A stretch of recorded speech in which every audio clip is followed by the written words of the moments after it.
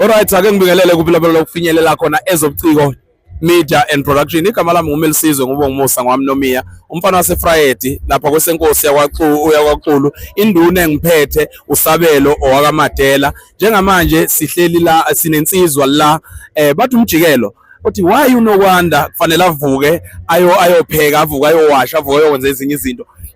Lapho udade wethu ebelele la ngapha uthedeka lele sawona nkosi yakithi futhi nepeni uba lethi sesibona igama lamuntu ozongacaba kodwa abaningi asebengazi njengamazi bangazi ngonjikelo noma ngontofontofo emculweni. Nakho ke ngifuna ukukuthola ubani kahle kahle phakathi kaMjikelo nontofontofo. Ngontofontofo ngoba leli tofontofo cishe igama nje ngisemncane nami ngaphaphama ngibizwa ngalo. Leli kaMjikelo ngithole nje ngendlela yami sengingena emsizweni. Uqhamukapi ke mana untofontofo kusho ukuthi wawuyinto entofozelayo ekhaya. Ngangisidudla ngisemncane ngiyangitofozela nje mabeshe. Uwiki uyena insizwa. Kodwa wakubonakala ukuthi kuzoba insizwa lokuma sekukhulile. Yeah. Kwethu ake siqale la ufika nini emculweni? Sekunesikhashanyana khona sikhona indimi ngoba ke mangabe izinto zenzeka ehlathini abantu bengaboni omunye umuntu ngicabanga ukuthi ngiyafika njengamanje. Sekunesikhathi cishe ngabo 2016 ngiqala ukuthi uqhamuka ngivela kancane kuze kube manje. Sisayikhumbula ni ingoma yethu yokuqala esayibhala njengomjikelo okwaba yiyona esayibhala sathi yabona ke le siyodla ngayo abantu kwaukuthi ke ngoba umhlaba uba nje. Ngiyayikhumbula kakhulu i-album yakhona ethi iVandalism. Cabanga ukuthi kwakusekhona isibhudo wesimanzonzo. Yake yadlalwa nje lapha nedlalwa ozimipi. Ngaleso sikhathi lelo hlelo ekhombisa izoba nekusasa kakhulu inkinga sasirecord estudio ezayisencane ngaleso sikhathi. Sashawa lokho kanti nawo TikTok babengakafiki ukuveza umuntu ngalendlela sekuyona njengamanje. Mana ke mayifika le ngoma uwena imvamisa yengoma zakho ifika ulele zifika uhleli zifika uhambe emgwaqeni noma umuntu obhalayo. Ingoma ifika noma bekuthiwa ngenzani isikhathi siningi angibhali kodwa nje mangabe ngihamba ngibona into engibonayo ukuthi esigameko ngingabhala ngenza ngasingoma ngivele ngikwenze noma ngivele ngiyicabanga ukuthi ngiyicabangela ngibona lokho engicabangayo ngakushintsha ngikwenza ingoma akwenzeki kodwa ukuthi ngithiwe ngiyiphuphile ngabe ngiqamba manga lapho. Okay, umjikelo ufika usefikile ngo2016 2017 2018 2019 2020 2021 2022 2023 2024 bayaqala bamnotice abantu. Yebo cabanga ukuthi khona ingoma engiyenze eyayikade ithi ngilimele enhlizweni yami ila abantu abaqale khona ukunotice ukuthi lo muntu ngathi content khona ke kwaya ngalo ngikhipha nje kuze kufike manje kodwa kakhulu khona ingoma engiyenze kulonyaka maqala unyaka ngiyibiza ngontofontofo ethi umlili ihloko sakhona yona ngicabanga ukuthi abantu bayithakasele kakhulu ukudlula zonke ingoma sengingazenza before.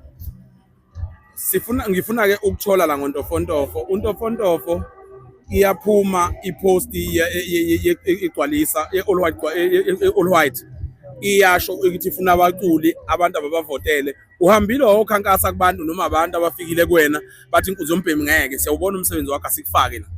Ukukhuluma iqiniso baningi abantu abangisupportile kule nto leyo makusaqala ngangingayitsheli because nami khona ukuthi ngiyayijudge ngangibona mhlawumbe khona okubafanele ngaphezulu kwami ukuthi bengavotela mina ngibuka ukuthi akekho umuntu ongangivotela kodwa ngithe mangibona ngabona kuphuma ipost ngo-number 1 hayi nami kwanginikeza isibindi ukuthi uma kukhona abantu bangivotile ngabo number 1 angikwenze nami ukuthi ngibaphushe ngampela bengabesahlele ngaphusha kakhulu ngicabanga ukuthi abantu abaningi bengaphusha ngendlela engangiphusha ngayo nami lo ngiphusha abantu bangivotela ivelo ivese seqalwe yibona ngiyabonga kakhulu futhi kulokho kuze kube manje buka sengibuya phakathi emsebenzini. Kube namazwi emva kokuphuma kwe-final post kwanamazwi akhishwe abantu abathize bathi lamavukana siwazi obani laba afika kanjani kuwena lawo mazwi njengomculo ozaziyo ukuthi ngiyasebenza everyday? Mina kungiphathi kabi ngoba ngicabanga ukuthi sengi-understanda indlela okwenzeka ngayo emculweni vele abantu abaningi bazi ukuthi lo muntu owaziwayo akasile ivukana umuntu ongaziwe uyivukana umuntu makuthi akakwazi wazi ukuthi uyivukana yabo sengiya-understand isimo esifana naleso ukuthi akakwazeni kodwa bakhona abanye mhlawumbe abakwaziyo wena yena ngoba engakwazi njengamanje and nenhlanhla zabantu ayifani. Ngi-understand ukuthi yonke into inesikhathi sakhona uma besasibiza ngivukana njengamanje wonke umuntu uqala khona lapho ephezulu. Ake sibonge mfowethu baphambi kokuthi sigoqe sifuna ukwazi ngontofontofo omjikelo unomsebenzi wakho njengamanje awukhiphile ngabe umsebenzi wakho mfethu wenza kanjani enkundleni zokuxhumana abantu ngabancinca kanjani baqhubeke bafaka isandla uze nangonyaka ozama kuthiwa futhi kubhekwe emamiliyonini bakwazi ukuthi sibuke emsebenzini omusha?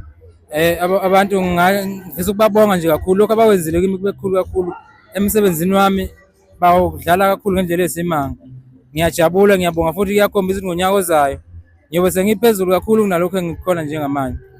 Bazobona abantu lokho engikushoyo angikucabangi kodwa ngiyazi ukuthi kuzokwenzeka. Bese mina ngicacisa labantu abaningi banokuphambanisa ethi umuntu umjikelo igama umjikelo umzwinki lo wokudlala izingane umjikelo mangithi zami zonke ingane ngisho zonke ingane vele ziyathanda ukujikela emzimbeni ngithi yabo yabona namhlanje walapha nami mina bengihlezi ngibiza ngomjikelo umjikelo lo umjikelo uzwingwe abanye bathi mjikelo no liphambanisa mjikelo